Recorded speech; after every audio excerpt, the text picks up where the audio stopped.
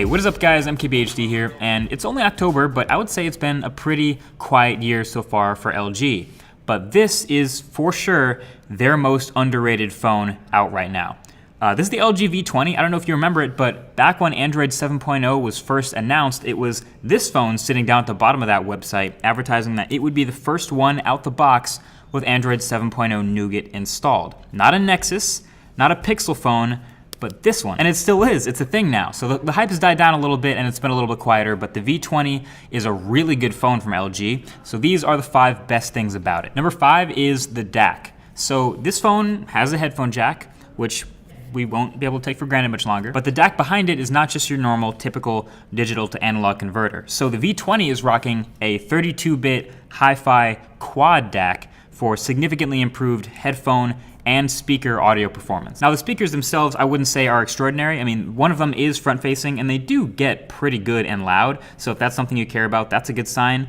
But where you'll really hear the difference is with headphones. You might not necessarily notice the difference in audio quality right off the bat, even with the great headphones that come with it. But with the quad DAC, what it will do is drive higher impedance headphones. So if you have higher end headphones that require much more power, even too much power to get much sound out of previous phones, this one is up to the task. You will be able to drive much higher impedance headphones with the quad DAC in the V20. So that is a nice bonus. If you used to try to drive high-end headphones with a smartphone before, you needed to buy like a mobile DAC external to the phone, so you'd carry around extra things and you'd have to remember to take it with you. You don't have to do any of that with the V20. This phone will handle all of them. So number 4 is the hardware and just the overall build quality and fit and finish of the V20. It is a lot better than the G5 from earlier this year. Not that that was a very high bar to clear, but still, this is a seriously well-built phone this time around. It's a unibody aluminum phone from top to bottom, and it actually is really, it feels really light. Like it feels like it should be heavier for the size of the phone, but it's really balanced across that size in the hand. The forehead's not too big, the chin's not too big. You got a pretty good use of space fitting a 5.7-inch Quad HD display onto the front of this body size. And it has a ton of bonuses. It's military-grade shock resistant against drops. It has a fingerprint reader on the back that's really quick and also doubles as your power button and the sleep-wake switch. It has a 3200 milliamp hour removable battery, and the way it removes in this version is the button on the side that pops the back off, and it is way cleaner than the G5's method, which would just force shut down the phone immediately. So you can open the back, and this way lets you take off the back without shutting down the phone, which you might want to do because there's also expandable storage, a micro SD card slot. So those last 2 things right there, the removable battery and expandable storage on a high-end smartphone, by themselves kind of make it a rare breed. So number 3 is the secondary display. This is an LG thing for sure. They did it in the V10, and I'm happy they're keeping it going with the V20. So it's the secondary display right up in the top of the phone above the main display. This second screen is like a dock for permanent shortcuts to things you might do often. So toggles for some settings, etc., some quick Wi-Fi toggle, a quick flashlight toggle. Obviously, it's even faster than dragging down the notification shade and then finding what you want and selecting it because you can leave it there all the time forever, just one click. I do wish 2 things though. 1, I wish I had more control over what exactly shows up on this top screen.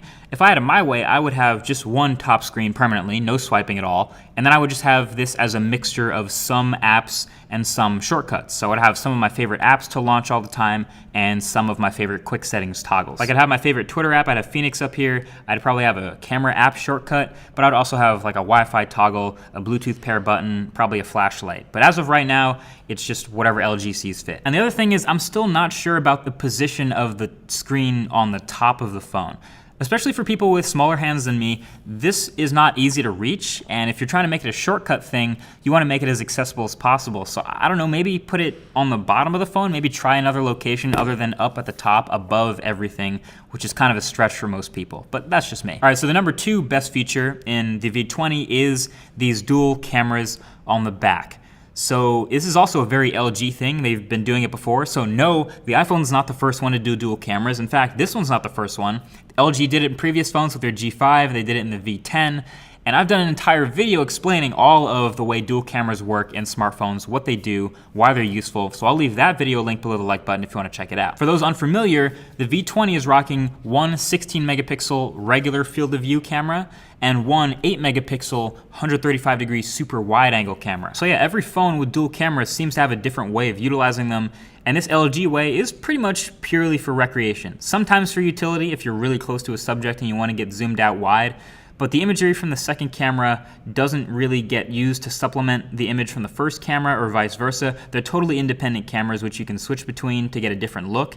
And that super wide angle camera does look really cool. It's kind of like that GoPro look. So the cameras look really fun, plus there's a bunch of other bonuses like having really good optical image stabilization. There's Study Shot 2.0 for video, and you have all your manual modes for photos and videos. You have your raw photo capability.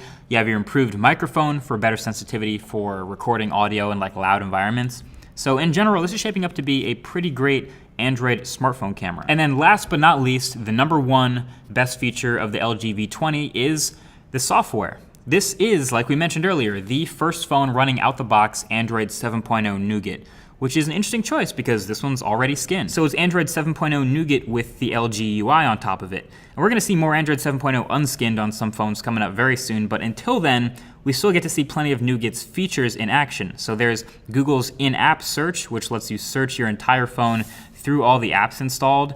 You get Doze, of course, which optimizes apps for standby. And while this is a pre-production model, I do have to mention the standby time has been actually amazing, seriously impressive. I slept it for like 24 straight hours with the second screen still on, and I woke it up with 96% left, so that kind of blew my mind. Still basically a full battery. That's nice. You get the new Vulkan API for gaming performance with the apps that do support it. And you get a direct reply feature, though it is already skinned.